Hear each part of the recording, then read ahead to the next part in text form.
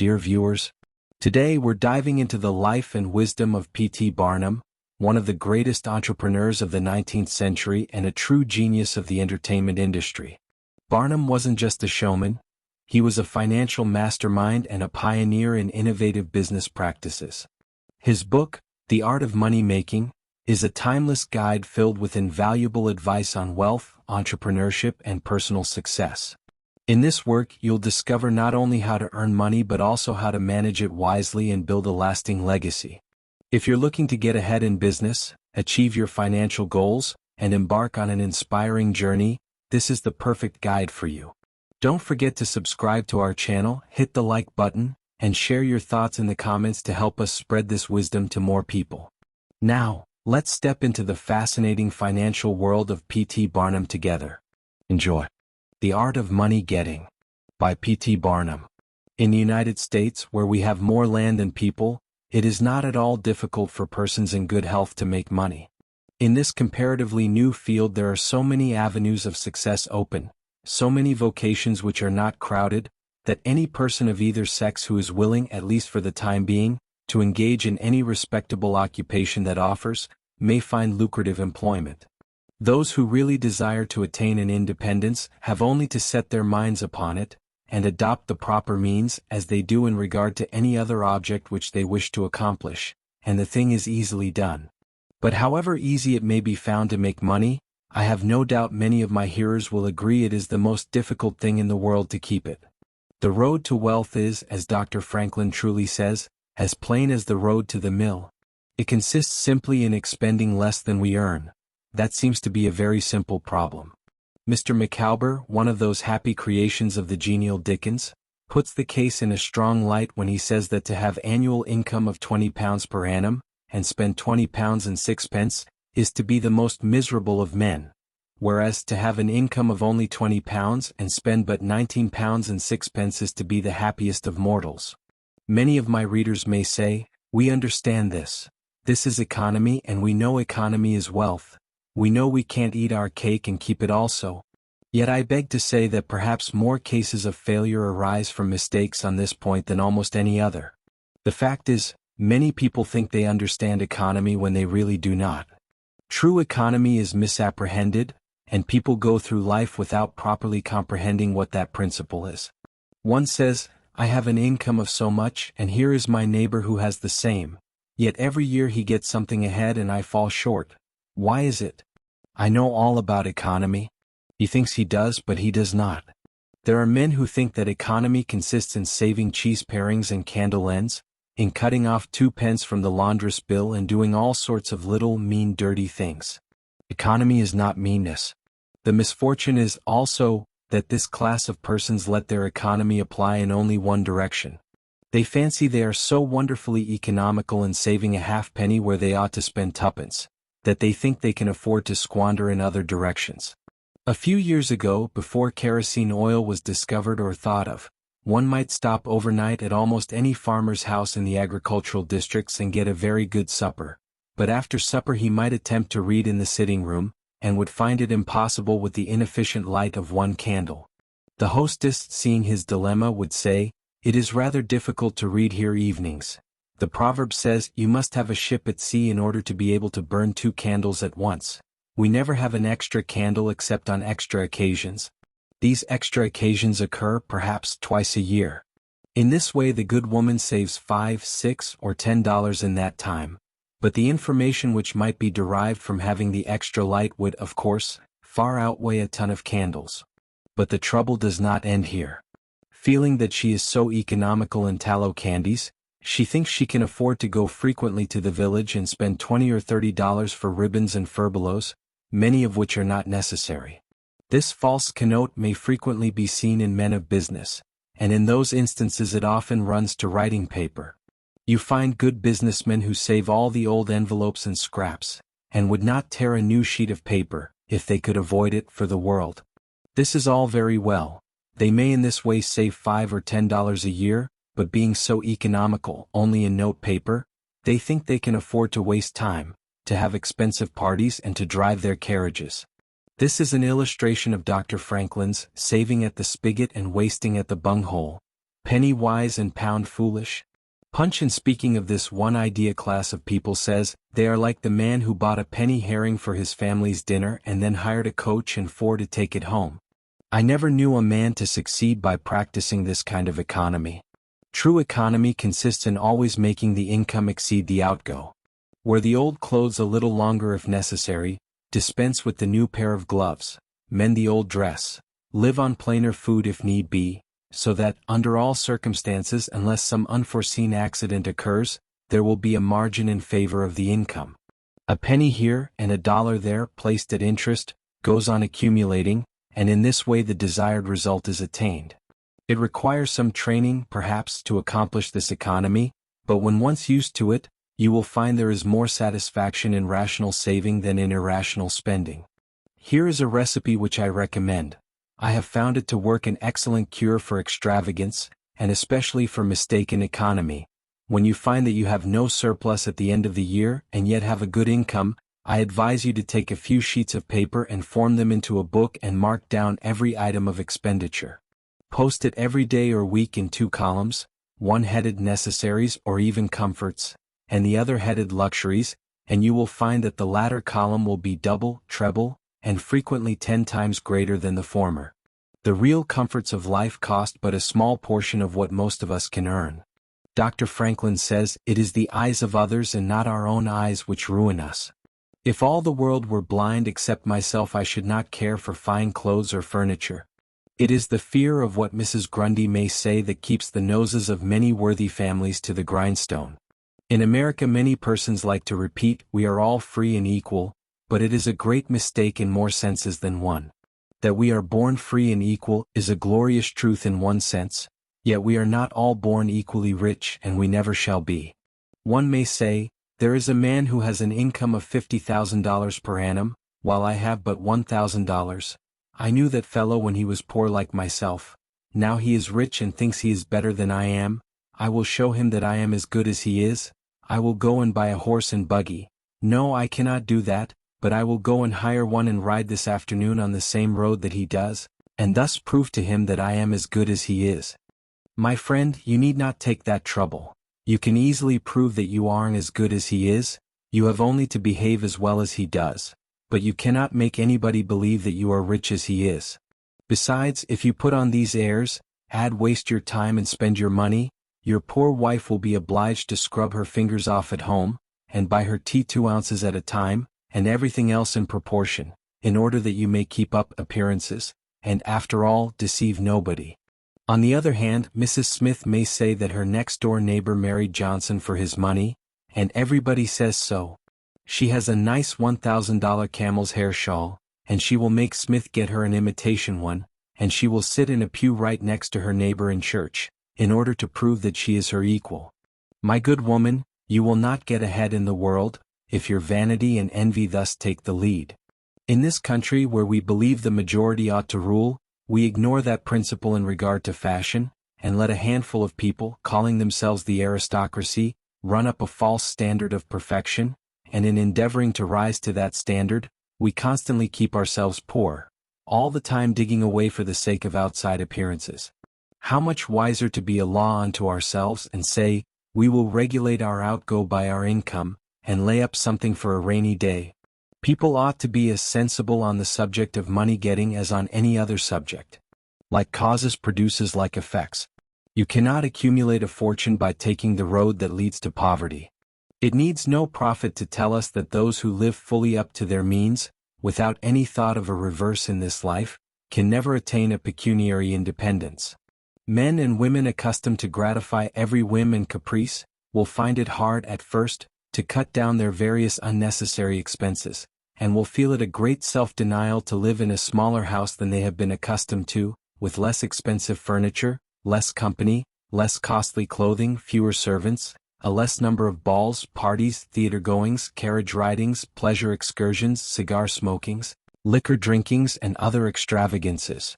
But after all, if they will try the plan of laying by a nest egg, or, in other words, a small sum of money at interest or judiciously invested in land, they will be surprised at the pleasure to be derived from constantly adding to their little pile, as well as from all the economical habits which are engendered by this course. The old suit of clothes and the old bonnet and dress will answer for another season. The Croton or spring water taste better than champagne. A cold bath and a brisk walk will prove more exhilarating than a ride in the finest coach. A social chat, an evening's reading in the family circle, or an hour's play of Hunt the Slippered and Blind Man's Buff will be far more pleasant than a $50 or $500 party, when the reflection on the difference in cost is indulged in by those who begin to know the pleasures of saving. Thousands of men are kept poor, and tens of thousands are made so after they have acquired quite sufficient to support them well through life, in consequence of laying their plans of living on too broad a platform. Some families expend $20,000 per annum and some much more, and would scarcely know how to live on less, while others secure more solid enjoyment frequently on a 20th part of that amount.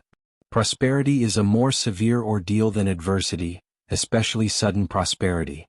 Easy come easy go is an old and true proverb.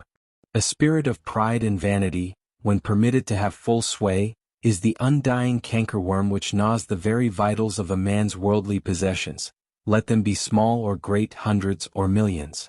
Many persons, as they begin to prosper, immediately expand their ideas and commence expending for luxuries, until in a short time their expenses swallow up their income, and they become ruined in their ridiculous attempts to keep up appearances, and make a sensation. I know a gentleman of fortune who says, that when he first began to prosper, his wife would have a new and elegant sofa. That sofa, he says, cost me $30,000. When the sofa reached the house, it was found necessary to get chairs to match, then sideboards, carpets and tables to correspond with them, and so on through the entire stock of furniture.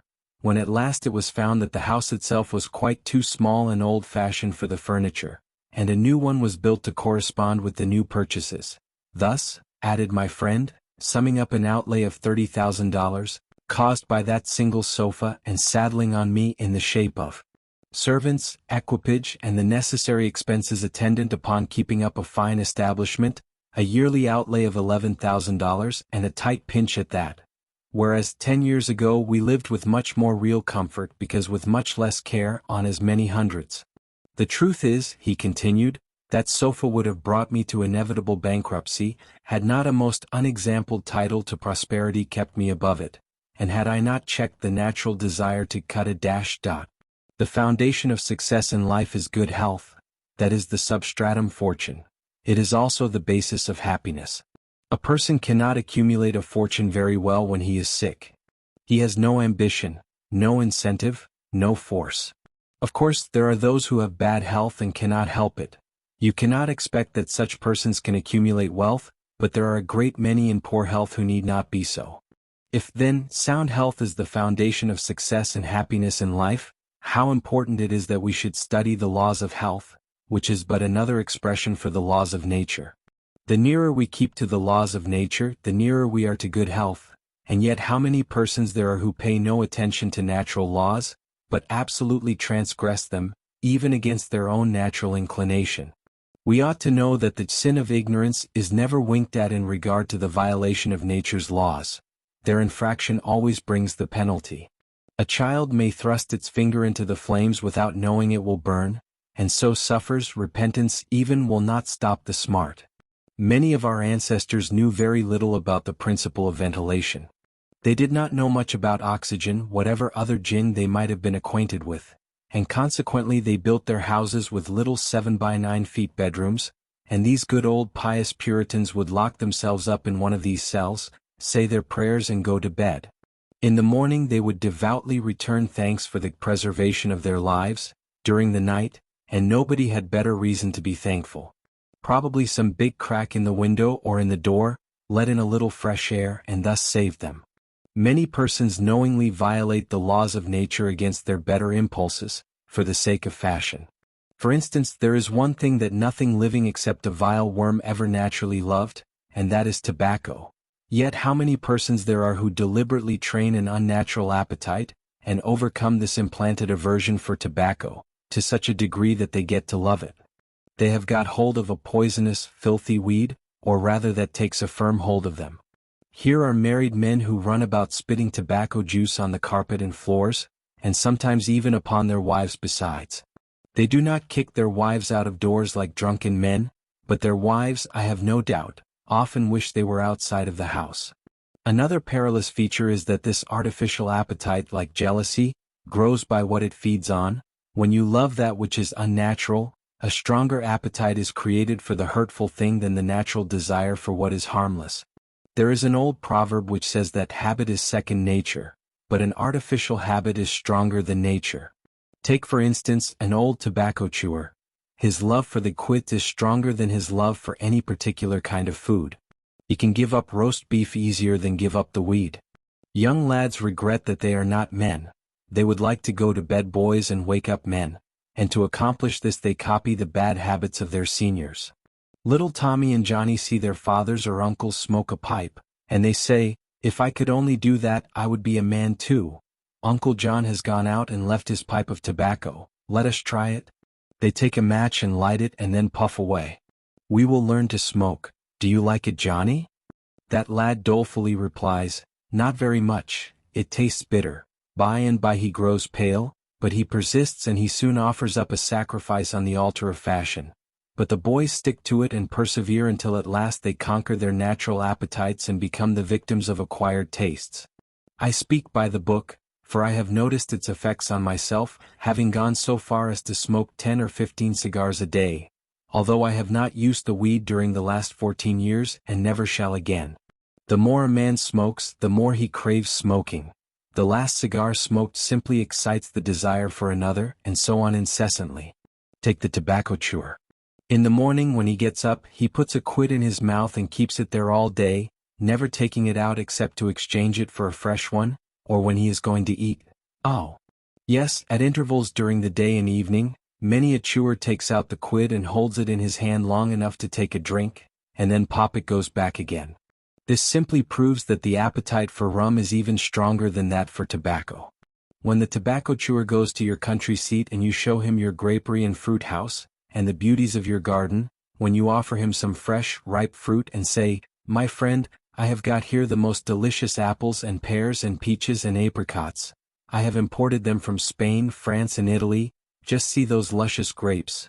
There is nothing more delicious nor more healthy than ripe fruit, so help yourself. I want to see you delight yourself with these things."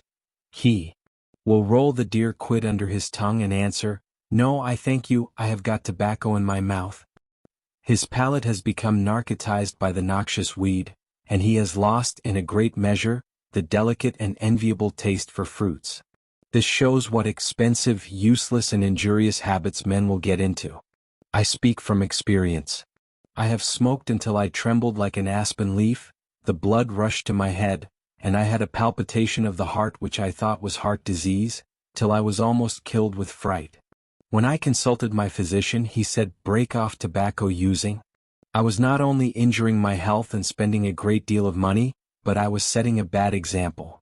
I obeyed his counsel. No young man in the world ever looked so beautiful as he thought he did behind a 15-cent cigar or a meerschaum. These remarks apply with tenfold force to the use of intoxicating drinks. To make money requires a clear brain. A man has got to see that 2 and 2 make 4. He must lay all his plans with reflection and forethought, and closely examine all the details and the ins and outs of business. As no man can succeed in business unless he has a brain to enable him to lay his plans, and reason to guide him in their execution, so, no matter how bountifully a man may be blessed with intelligence, if the brain is muddled, and his judgment warped by intoxicating drinks, it is impossible for him to carry on business successfully. How many good opportunities have passed, never to return, while a man was sipping a social glass, with his friend? How many foolish bargains have been made under the influence of the nervine, which temporarily makes its victim think he is rich? How many important chances have been put off until tomorrow, and then forever because the wine cup has thrown the system into a state of lassitude, neutralizing the energy so essential to success in business? Verily, wine is a mocker. The use of intoxicating drinks as a beverage is as much an infatuation as is the smoking of opium by the Chinese, and the former is quite as destructive to the success of the businessman as the latter. It is an unmitigated evil, utterly indefensible in the light of philosophy, religion or good sense. It is the parent of nearly every other evil in our country. Don't mistake your vocation. The safest plan, and the one most sure of success for the young man starting in life, is to select the vocation which is most congenial to his tastes. Parents and guardians are often quite too negligent in regard to this. It's very common for a father to say, for example, "I have 5 boys. I will make Billy a clergyman, John a lawyer, Tom a doctor, and Dick a farmer." He then goes into town and looks about to see what he will do with Sammy. He returns home and says, "Sammy, I see watchmaking is a nice genteel business. I think I will make you a goldsmith." He does this regardless of Sam's natural inclinations or genius. We are all, no doubt, born for a wise purpose. There is as much diversity in our brains as in our countenances. Some are born natural mechanics, while some have great aversion to machinery. Let a dozen boys of 10 years get together, and you will soon observe 2 or 3 are whittling out some ingenious device, working with locks or complicated machinery. When they were but 5 years old, their father could find no toy to please them like a puzzle. They are natural mechanics, but the other 8 or 9 boys have different aptitudes. I belong to the latter class. I never had the slightest love for mechanism. On the contrary, I have a sort of abhorrence for complicated machinery. I never had ingenuity enough to whittle a cider tap so it would not leak. I never could make a pen that I could write with, or understand the principle of a steam engine. If a man was to take such a boy as I was, and attempt to make a watchmaker of him, the boy might, after an apprenticeship of 5 or 7 years, be able to take apart and put together a watch. But all through life he would be working uphill and seizing every excuse for leaving his work and idling away his time. Watchmaking is repulsive to him. Unless a man enters upon the vocation intended for him by nature, and best suited to his peculiar genius, he cannot succeed. I am glad to believe that the majority of persons do find their right vocation. Yet we see many who have mistaken their calling from the blacksmith up, or down, to the clergyman. You will see, for instance, that extraordinary linguist and learned blacksmith, who ought to have been a teacher of languages. And you may have seen lawyers, doctors, and clergymen who were better fitted by nature for the anvil or the lapstone. Select the right location. After securing the right vocation, you must be careful to select the proper location. You may have been cut out for a hotel keeper, and they say it requires a genius to know how to keep a hotel. You might conduct a hotel like clockwork and provide satisfactorily for 500 guests every day. Yet, if you should locate your house in a small village where there is no railroad communication or public travel, the location would be your ruin. It is equally important that you do not commence business where there are already enough to meet all demands in the same occupation. I remember a case which illustrates this subject. When I was in London in 1858, I was passing down Holborn with an English friend and came to the penny shows. They had immense cartoons outside, portraying the wonderful curiosities to be seen, all for a penny. Being a little in the show line myself, I said, "Let us go in here." We soon found ourselves in the presence of the illustrious showman, and he proved to be the sharpest man in that line I had ever met. He told us some extraordinary stories in reference to his bearded ladies, his albinos, and his armadillos, which we could hardly believe, but thought it better to believe it than look after the proof. He finally begged to call our attention to some wax statuary, and showed us a lot of the dirtiest and filthiest wax figures imaginable. They looked as if they had not seen water since the deluge. "What is there so wonderful about your statuary?" I asked. "I beg you not to speak so satirically," he replied. "Sir, these are not Madame Tussauds wax figures, all covered with gilt and tinsel and imitation diamonds, and copied from engravings and photographs. Mine, sir, were taken from life. Whenever you look upon one of those figures, you may consider that you are looking upon the living individual." Glancing casually at them, I saw one labeled Henry VIII, and feeling a little curious upon seeing that it looked like Calvin Edson, the living skeleton, I said, "Do you call that Henry VIII?" He replied, "Certainly, sir. It was taken from life at Hampton Court by special order of His Majesty, on such a day." He would have given the hour of the day if I had resisted. I said, "Everybody knows that Henry VIII was a great stout old king, and that figure is lean and lank. What do you say to that?" "Why," he replied, You would be lean and lank yourself if you sat there as long as he has. There was no resisting such arguments. I said to my English friend, "Let us go out, do not tell him who I am, I show the white feather, he beats me." He followed us to the door, and seeing the rabble in the street, he called out, "Ladies and gentlemen, I beg to draw your attention to the respectable character of my visitors," pointing to us as we walked away. I called upon him a couple of days afterwards, told him who I was and said, "My friend, you are an excellent showman, but you have selected a bad location." He replied, "This is true, sir. I feel that all my talents are thrown away, but what can I do?" "You can go to America," I replied. "You can give full play to your faculties over there, you will find plenty of elbow room in America. I will engage you for 2 years, after that you will be able to go on your own account." He accepted my offer and remained 2 years in my New York museum. He then went to New Orleans and carried on a traveling show business during the summer. Today he is worth $60,000, simply because he selected the right vocation and also secured the proper location. The old proverb says, 3 removes are as bad as a fire, but when a man is in the fire, it matters but little how soon or how often he removes. Avoid debt. Young men starting in life should avoid running into debt. There is scarcely anything that drags a person down like debt. It is a slavish position to get in, yet we find many a young man hardly out of his teens, running in debt. He meets a chum and says, "Look at this, I have got trusted for a new suit of clothes." He seems to look upon the clothes as so much given to him. Well, it frequently is so, but if he succeeds in paying and then gets trusted again, he is adopting a habit which will keep him in poverty through life. Debt robs a man of his self-respect, and makes him almost despise himself. Grunting and groaning and working for what he has eaten up or worn out, and now when he is called upon to pay up, he has nothing to show for his money. This is properly termed working for a dead horse. I do not speak of merchants buying and selling on credit, or of those who buy on credit in order to turn the purchase to a profit. The old Quaker said to his farmer son, "John, never get trusted, but if thee gets trusted for anything, let it be for manure, because that will help thee pay it back again." Mr. Beecher advised young men to get in debt if they could to a small amount in the purchase of land, in the country districts. If a young man, he says, will only get in debt for some land and then get married, these 2 things will keep him straight or nothing will.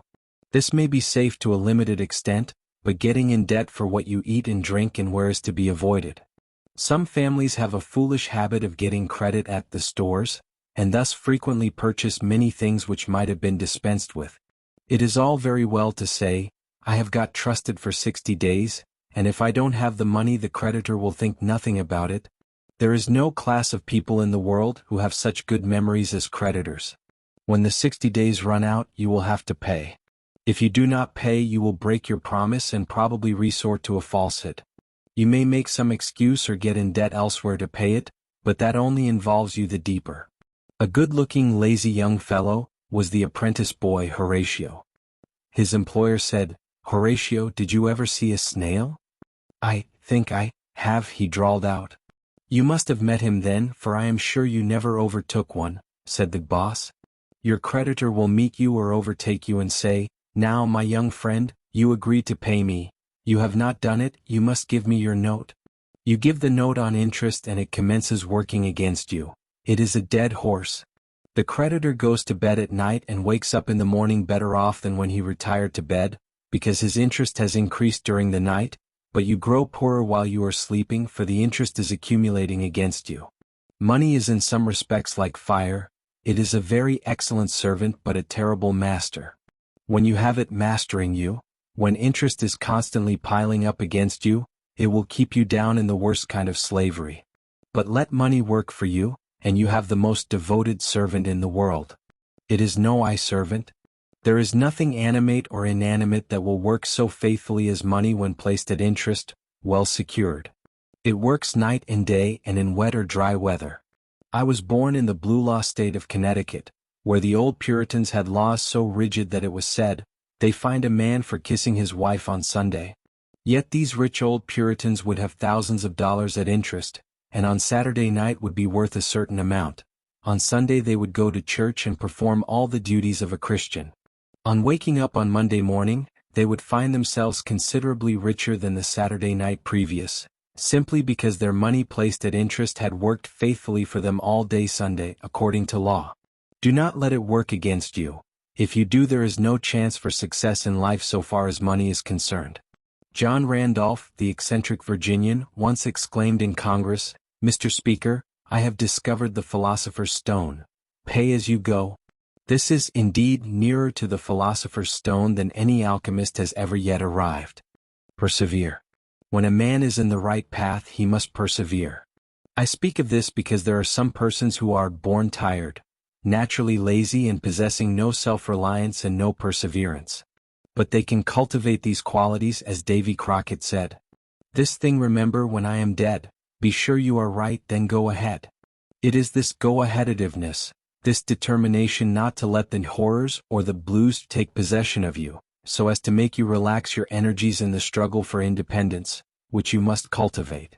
How many have almost reached the goal of their ambition, but, losing faith in themselves, have relaxed their energies, and the golden prize has been lost forever?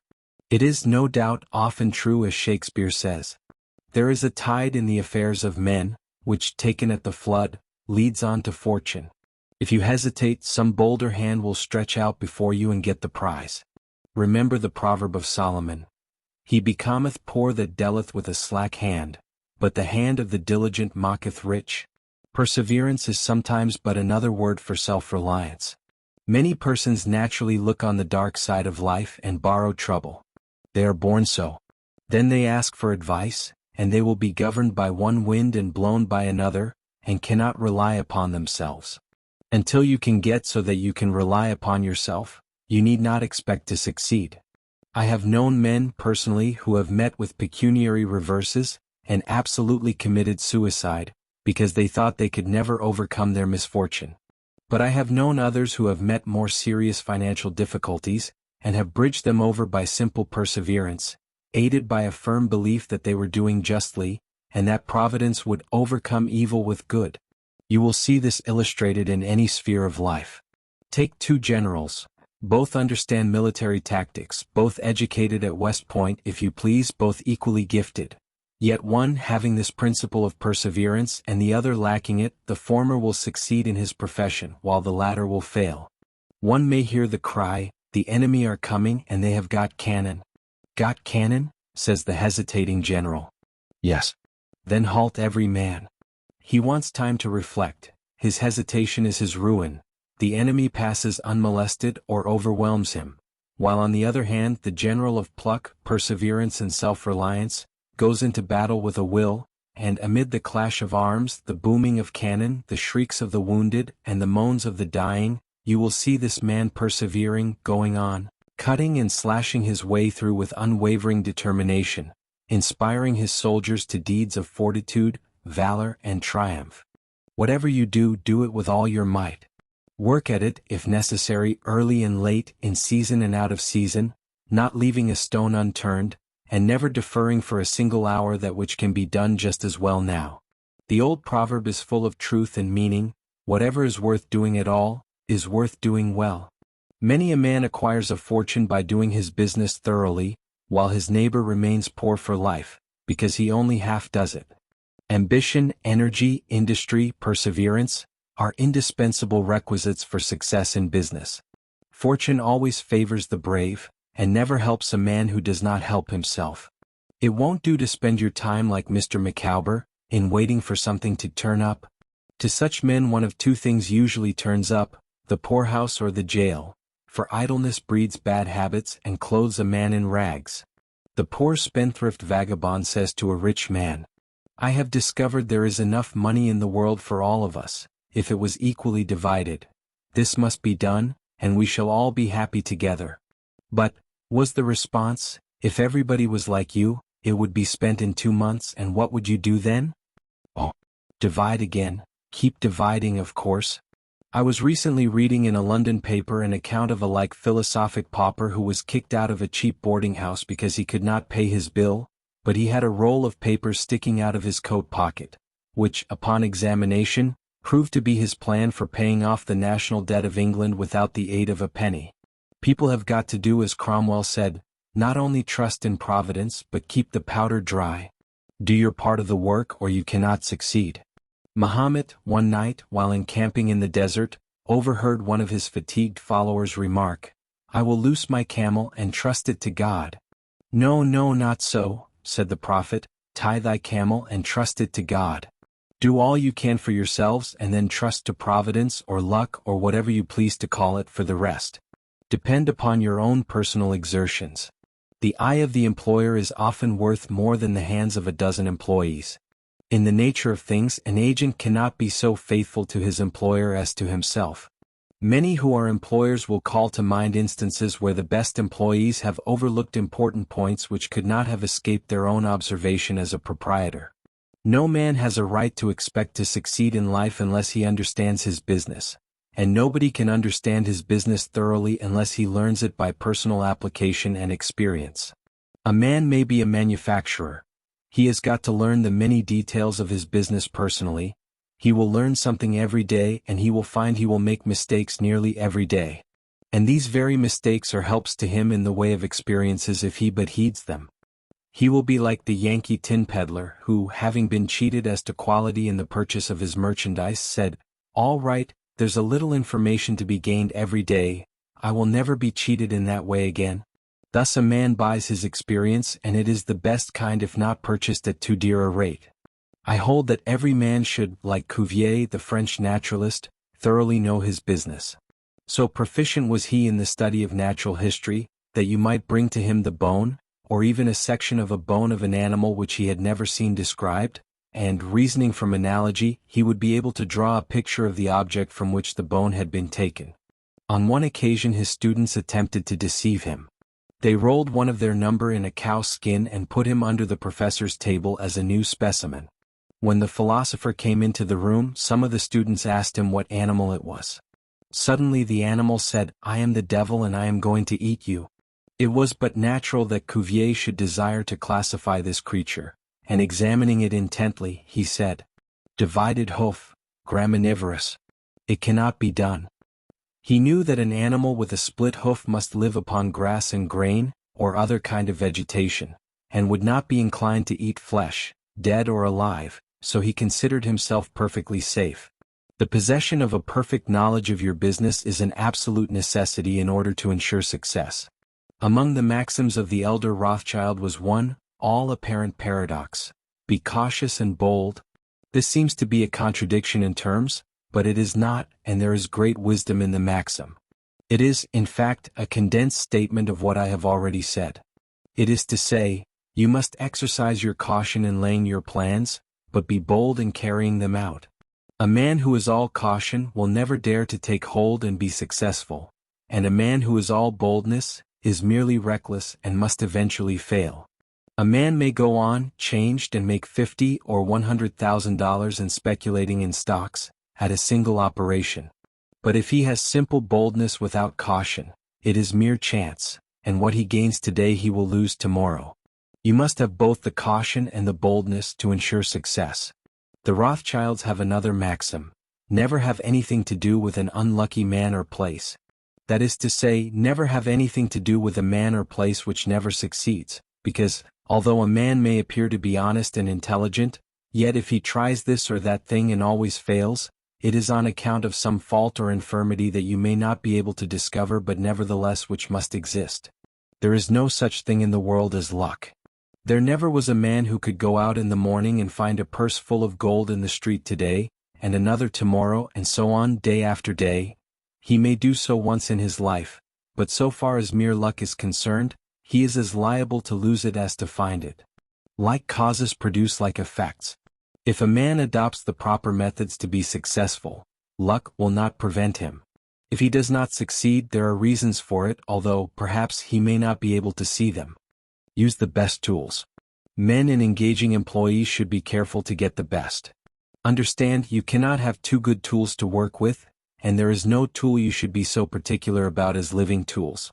If you get a good one, it is better to keep him than keep changing. He learns something every day, and you are benefited by the experience he acquires. He is worth more to you this year than last, and he is the last man to part with, provided his habits are good, and he continues faithful. If, as he gets more valuable, he demands an exorbitant increase of salary, on the supposition that you can't do without him, let him go. Whenever I have such an employee, I always discharge him. First, to convince him that his place may be supplied, and second, because he is good for nothing if he thinks he is invaluable and cannot be spared. But I would keep him if possible in order to profit from the result of his experience. An important element in an employee is the brain. You can see bills up, hands wanted, but hands are not worth a great deal without heads. Mr. Beecher illustrates this in this wise. An employee offers his services by saving, "I have a pair of hands and one of my fingers thinks." "That is very good," says the employer. Another man comes along and says he has 2 fingers that think. "Bah, that is better." But a third calls in and says that all his fingers and thumbs think. "That is better still." Finally another steps in and says, "I have a brain that thinks. I think all over, I am a thinking as well as a working man." "You are the man I want," says the delighted employer. Those men who have brains and experience are therefore the most valuable and not to be readily parted with. It is better for them as well as yourself to keep them at reasonable advances in their salaries from time to time. Don't get above your business. Young men, after they get through their business training or apprenticeship, instead of pursuing their avocation and rising in their business, will often lie about doing nothing. They say, "I have learned my business, but I am not going to be a hireling. What is the object of learning my trade or profession, unless I establish myself?" Have you capital to start with? No, but I am going to have it. How are you going to get it? I will tell you confidentially, I have a wealthy old aunt and she will die pretty soon, but if she does not, I expect to find some rich old man who will lend me a few thousands to give me a start. If I only get the money to start with, I will do well. There is no greater mistake than when a young man believes he will succeed with borrowed money. Why? Because every man's experience coincides with that of Mr. Astor, who said, it was more difficult for him to accumulate his first $1,000 than all the succeeding millions that made up his colossal fortune. Money is good for nothing unless you know the value of it by experience. Give a boy $20,000 and put him in business, and the chances are that he will lose every dollar of it before he is a year older. Like buying a ticket in the lottery, and drawing a prize, it is easy come easy go. He does not know the value of it. Nothing is worth anything unless it costs effort. Without self-denial and economy, patience and perseverance, and commencing with capital which you have not earned, you are not sure to succeed in accumulating. Young men, instead of waiting for dead men's shoes, should be up and doing, for there is no class of persons who are so unaccommodating in regard to dying as these rich old people, and it is fortunate for the expectant heirs that it is so. 9 out of 10 of the rich men of our country today started out in life as poor boys, with determined wills, industry, perseverance, economy and good habits. They went on gradually, made their own money and saved it, and this is the best way to acquire a fortune. Stephen Girard started life as a poor cabin boy and died worth $9 million. A.T. Stewart was a poor Irish boy, and he paid taxes on $1.5 million of income per year. John Jacob Astor was a poor farmer boy and died worth 20 millions. Cornelius Vanderbilt began life rowing a boat from Staten Island to New York. He presented our government with a steamship worth $1 million and died worth 50 million. There is no royal road to learning, says the proverb, and I may say it is equally true, there is no royal road to wealth. But I think there is a royal road to both. The road to learning is a royal one, the road that enables the student to expand his intellect and add every day to his stock of knowledge, until, in the pleasant process of intellectual growth, he is able to solve the most profound problems, to count the stars, to analyze every atom of the globe, and to measure the firmament. This is a regal highway, and it is the only road worth traveling. So in regard to wealth, go on in confidence, study the rules, and above all things study human nature. For the proper study of mankind is man, and you will find that while expanding the intellect and the muscles, your enlarged experience will enable you every day to accumulate more and more principle, which will increase itself by interest and otherwise, until you arrive at a state of independence. You will find, as a general thing, that the poor boys get rich and the rich boys get poor. For instance, a rich man at his decease leaves a large estate to his family. His eldest sons, who have helped him earn his fortune, know by experience the value of money, and they take their inheritance and add to it. The separate portions of the young children are placed at interest, and the little fellows are patted on the head, and told a dozen times a day, "You are rich. You will never have to work, you can always have whatever you wish, for you were born with a golden spoon in your mouth." The young heir soon finds out what that means. He has the finest dresses and playthings. He is crammed with sugar candies and almost killed with kindness, and he passes from school to school, petted and flattered. He becomes arrogant and self-conceited, abuses his teachers and carries everything with a high hand. He knows nothing of the real value of money, having never earned any, but he knows all about the golden spoon business. At college he invites his poor fellow students to his room, where he wines and dines them. He is cajoled and caressed, and called a glorious good fellow because he is so lavish of his money. He gives his game suppers, drives his fast horses, invites his chums to fetes and parties, determined to have lots of good times. He spends the night in frolics and debauchery, and leads off his companions with the familiar song, "We won't go home till morning." He gets them to join him in pulling down signs, taking gates from their hinges and throwing them into backyards and horse ponds. If the police arrest them, he knocks them down, is taken to the lockup and joyfully foots the bills. "My boys," he cries, "what is the use of being rich if you can't enjoy yourself?" He might more truly say, if you can't make a fool of yourself, but he is fast, hates slow things and doesn't see it. Young men loaded down with other people's money are almost sure to lose all they inherit, and they acquire all sorts of bad habits which, in the majority of cases, ruin them in health, purse and character. In this country, one generation follows another, and the poor of today are rich in the next generation or the third. Their experience leads them on, and they become rich, and they leave vast riches to their young children. These children, having been reared in luxury, are inexperienced and get poor, and after long experience another generation comes on and gathers up riches again in turn.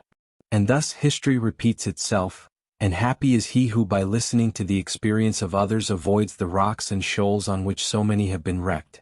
In England, the business makes the man. If a man in that country is a mechanic or working man, he is not recognized as a gentleman. On the occasion of my first appearance before Queen Victoria, the Duke of Wellington asked me what sphere in life General Tom Thumb's parents were in. "His father is a carpenter," I replied. "Oh, I had heard he was a gentleman," was the response of His Grace. In this republican country the man makes the business. No matter whether he is a blacksmith, a shoemaker, a farmer, banker or lawyer, so long as his business is legitimate, he may be a gentleman. So any legitimate business is a double blessing. It helps the man engaged in it, and also helps others. The farmer supports his own family, but he also benefits the merchant or mechanic who needs the products of his farm. The tailor not only makes a living by his trade, but he also benefits the farmer, the clergyman and others who cannot make their own clothing. But all these classes often may be gentlemen.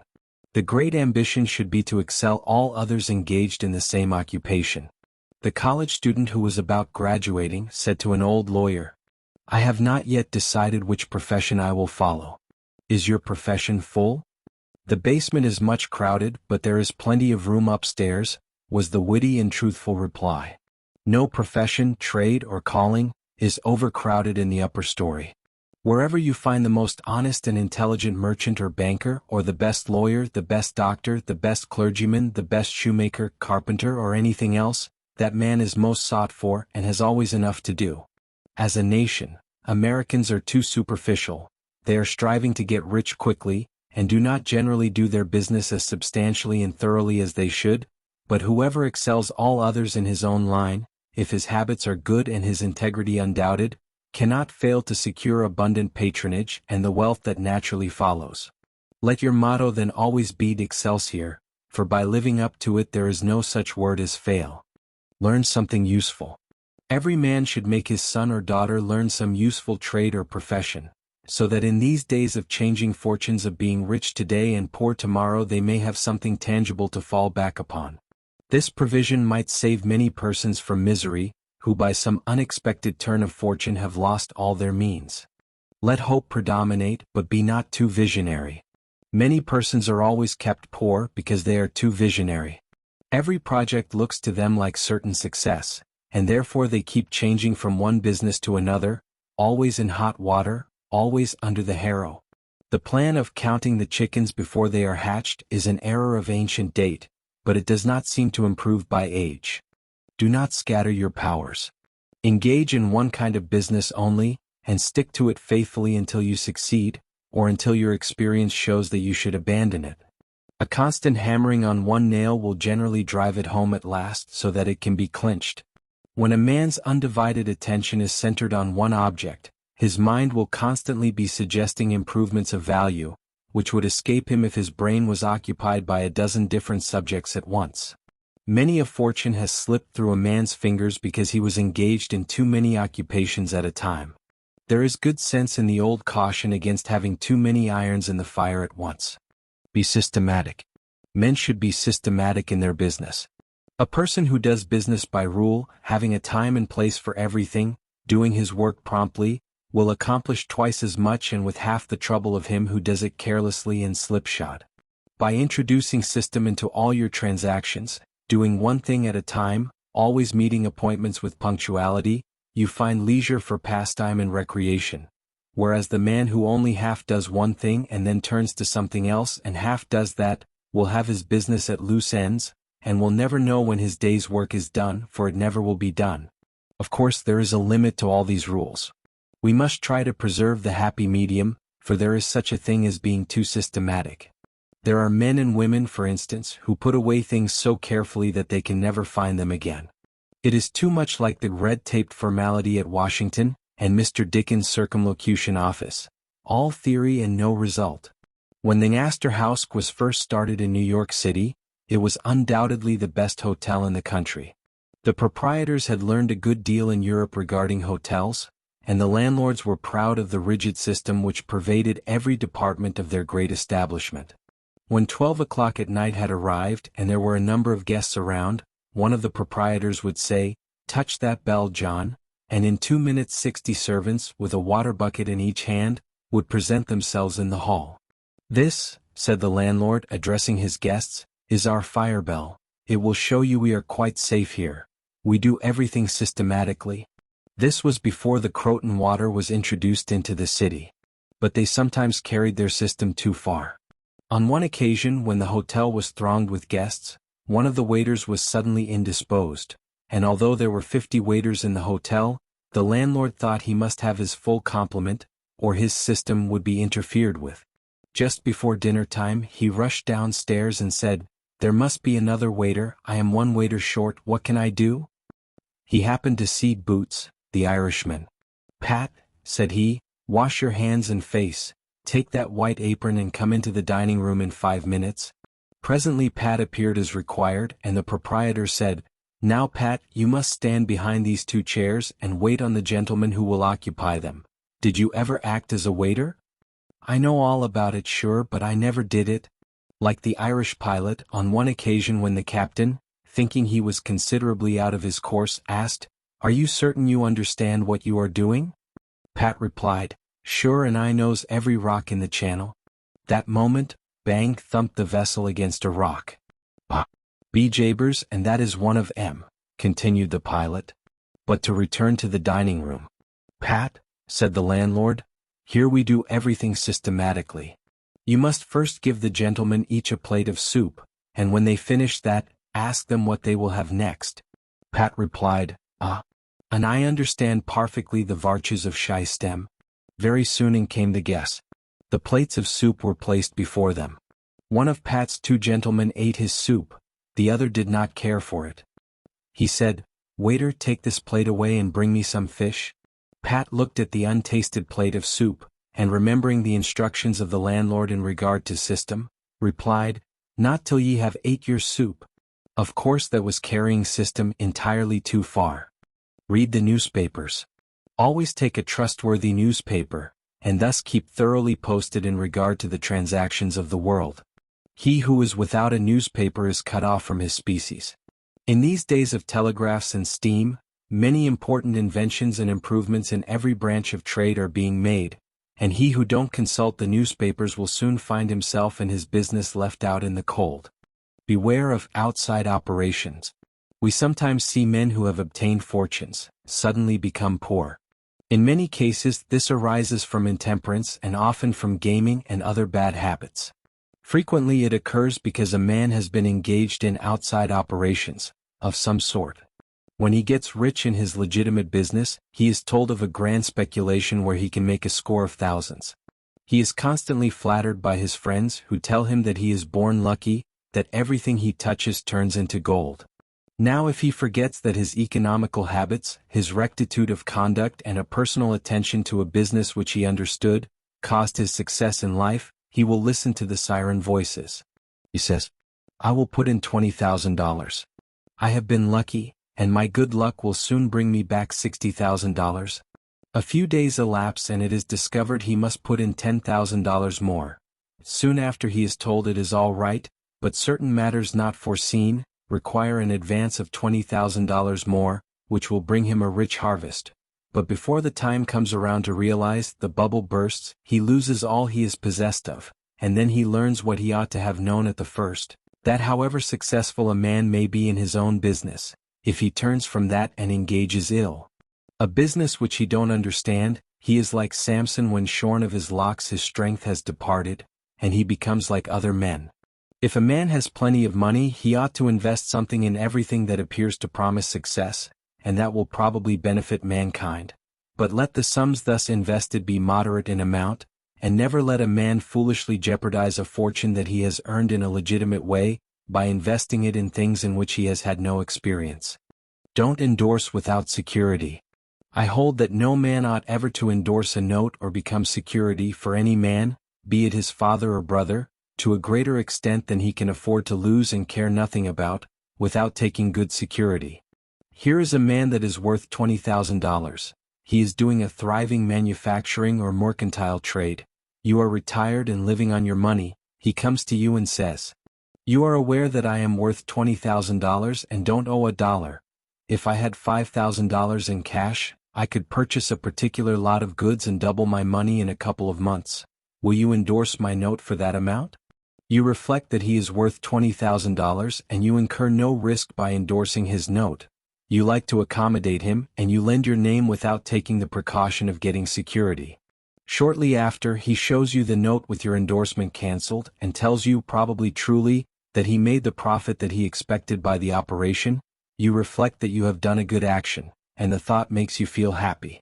By and by, the same thing occurs again and you do it again. You have already fixed the impression in your mind that it is perfectly safe to endorse his notes without security. But the trouble is, this man is getting money too easily.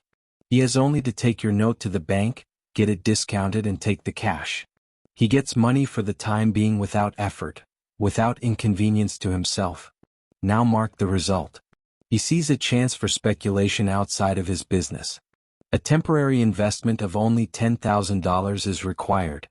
It is sure to come back before a note at the bank would be due. He places a note for that amount before you. You sign it almost mechanically. Being firmly convinced that your friend is responsible and trustworthy, you endorse his notes as a matter of course. Unfortunately, the speculation does not come to a head quite so soon as was expected, and another $10,000 note must be discounted to take up the last one when due. Before this note matures, the speculation has proved an utter failure and all the money is lost.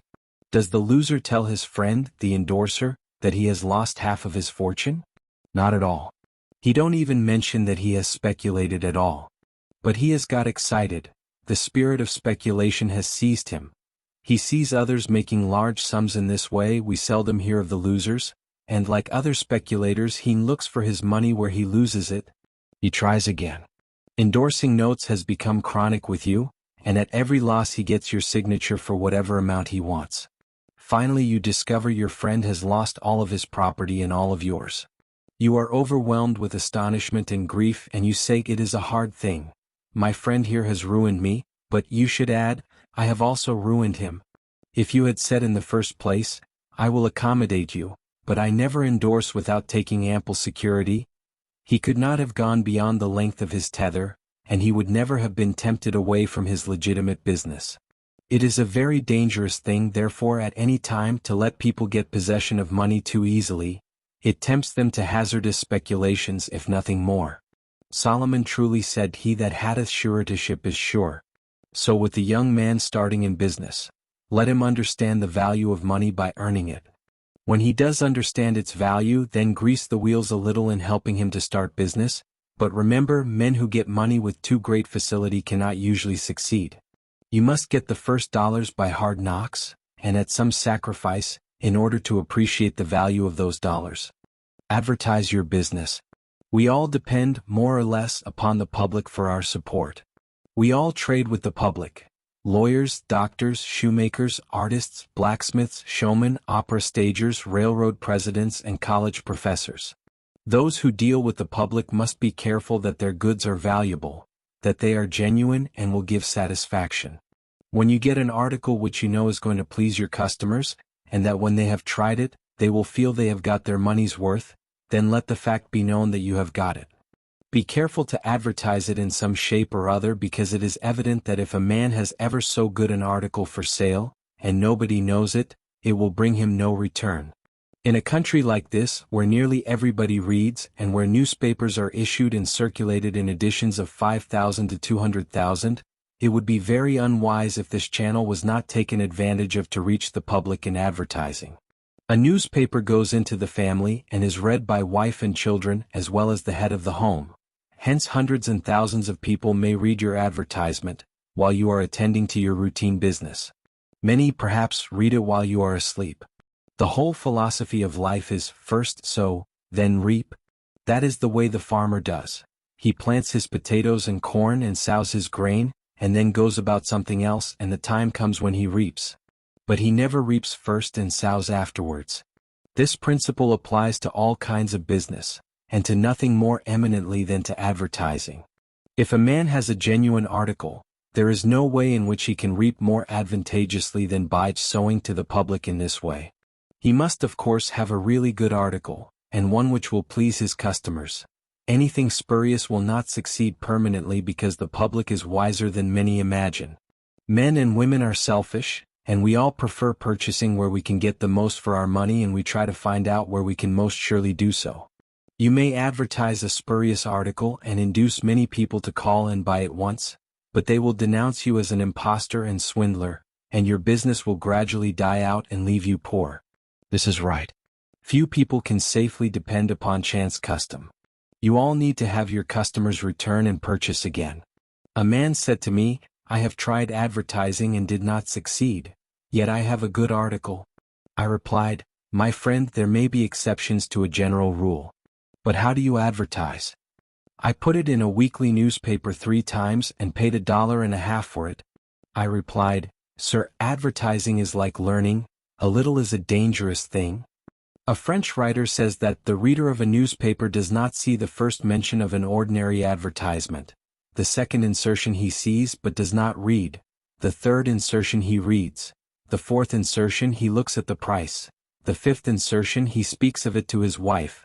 The sixth insertion he is ready to purchase, and the seventh insertion he purchases. Your object in advertising is to make the public understand what you have got to sell, and if you have not the pluck to keep advertising, until you have imparted that information, all the money you have spent is lost. You are like the fellow who told the gentleman if he would give him 10 cents it would save him $1. "How can I help you so much with so small a sum?" asked the gentleman in surprise. "I started out this morning," hiccuped the fellow, "with the full determination to get drunk, and I have spent my only $1 to accomplish the object, and it has not quite done it. 10 cents worth more of whiskey would just do it, and in this manner I should save the $1 already expended." So a man who advertises at all must keep it up until the public know who and what he is, and what his business is, or else the money invested in advertising is lost.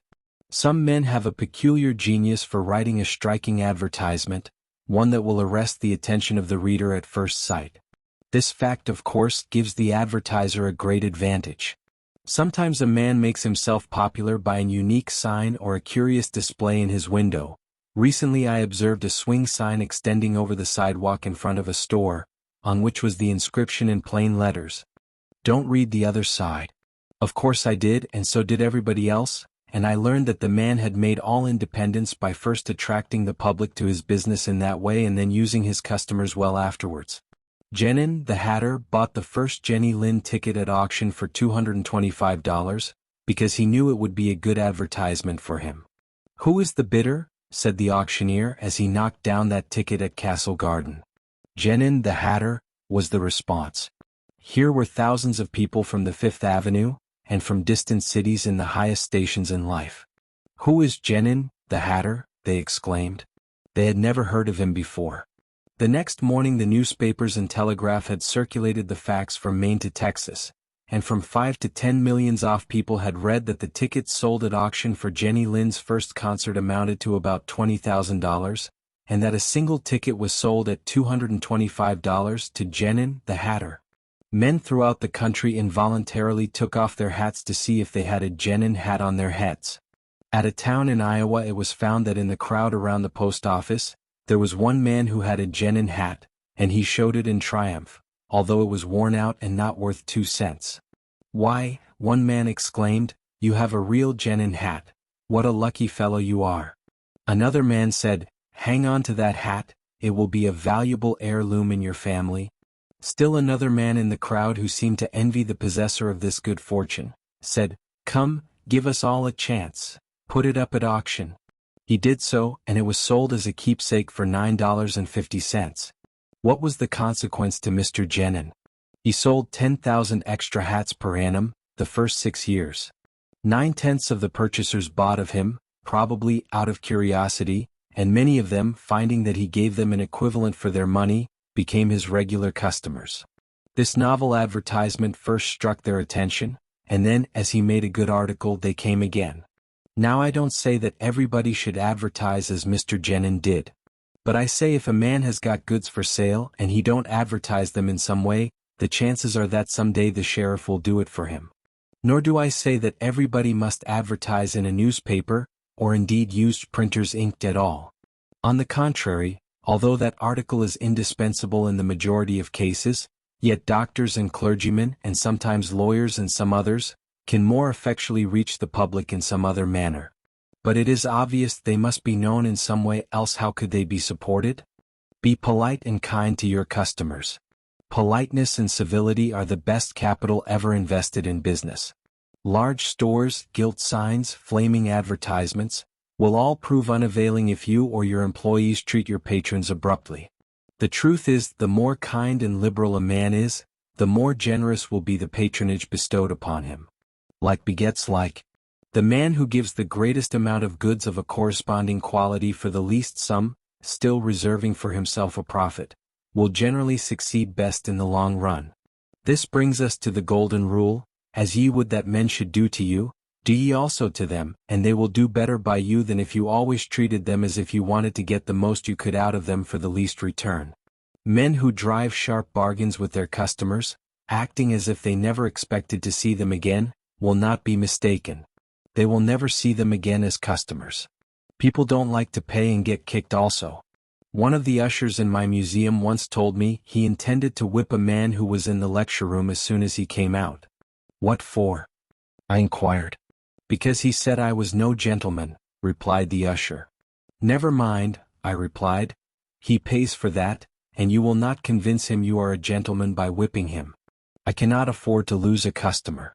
If you whip him, he will never visit the museum again, and he will induce friends to go with him to other places of amusement instead of this, and thus you see, I should be a serious loser." "But he insulted me," muttered the usher. "Exactly," I replied, "and if he owned the museum and you had paid him for the privilege of visiting it, and he had then insulted you, there might be some reason in your resenting it, but in this instance he is the man who pays, while we receive, and you must therefore put up with his bad manners." My usher laughingly remarked that this was undoubtedly the true policy, but he added that he should not object to an increase of salary if he was expected to be abused in order to promote my interest. Be charitable. Of course men should be charitable because it is a duty and a pleasure. But even as a matter of policy, if you possess no higher incentive, you will find that the liberal man will command patronage, while the sordid, uncharitable miser will be avoided. Solomon says, "There is that scattereth and yet increaseth, and there is that withholdeth more than meet, but it tendeth to poverty." Of course, the only true charity is that which is from the heart. The best kind of charity is to help those who are willing to help themselves. Promiscuous almsgiving, without inquiring into the worthiness of the applicant, is bad in every sense. But to search out and quietly assist those who are struggling for themselves, is the kind that scattereth and yet increaseth. But don't fall into the idea that some persons practice, of giving a prayer instead of a potato, and a benediction instead of bread to the hungry. It is easier to make Christians with full stomachs than empty. Don't blab. Some men have a foolish habit of telling their business secrets. If they make money, they like to tell their neighbors how it was done. Nothing is gained by this, and oftentimes much is lost. Say nothing about your profits, your hopes, your expectations, your intentions. And this should apply to letters as well as to conversation. Goethe makes Mephistopheles say, "Never write a letter nor destroy one." Businessmen must write letters, but they should be careful what they put in them. If you are losing money, be specially cautious and not tell of it, or you will lose your reputation. Preserve your integrity.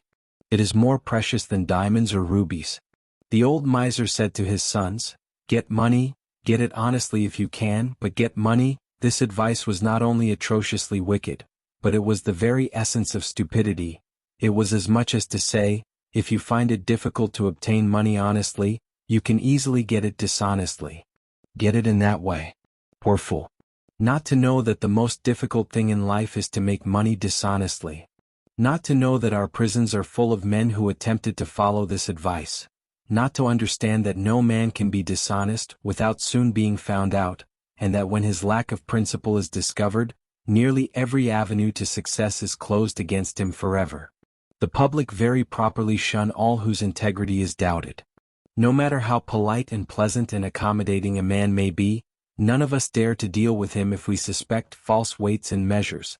Strict honesty not only lies at the foundation of all success in life financially, but in every other respect.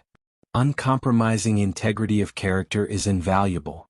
It secures to its possessor a peace and joy which cannot be attained without it, which no amount of money or houses and lands can purchase. A man who is known to be strictly honest may be ever so poor, but he has the purses of all the community at his disposal, for all know that if he promises to return what he borrows, he will never disappoint them. As a mere matter of selfishness, therefore, if a man had no higher motive for being honest, all will find that the maxim of Dr. Franklin can never fail to be true, that honesty is the best policy. To get rich is not always equivalent to being successful. There are many rich poor men, while there are many others, honest and devout men and women, who have never possessed so much money as some rich persons squander in a week, but who are nevertheless really richer and happier than any man can ever be while he is a transgressor of the higher laws of his being. The inordinate love of money, no doubt, may be and is the root of all evil, but money itself, when properly used, is not only a handy thing to have in the house, but affords the gratification of blessing our race by enabling its possessor to enlarge the scope of human happiness and human influence. The desire for wealth is nearly universal, and none can say it is not laudable, provided the possessor of it accepts its responsibilities, and uses it as a friend to humanity. The history of money-getting, which is commerce, is a history of civilization, and wherever trade has flourished most, there too have art and science produced the noblest fruits. In fact, as a general thing, money-getters are the benefactors of our race. To them, in a great measure, are we indebted for our institutions of learning and of art, our academies, colleges and churches. It is no argument against the desire for or the possession of wealth, to say that there are sometimes misers who hoard money only for the sake of hoarding and who have no higher aspiration than to grasp everything which comes within their reach. As we have sometimes hypocrites in religion and demagogues in politics, so there are occasionally misers among money-getters. These, however, are only exceptions to the general rule. But when, in this country, we find such a nuisance and stumbling block as a miser, we remember with gratitude that in America we have no laws of primogeniture, and that in the due course of nature the time will come when the hoarded dust will be scattered for the benefit of mankind. To all men and women, therefore, do I conscientiously say, make money honestly and not otherwise, for Shakespeare has truly said, He that wants money, means, and content, is without 3 good friends,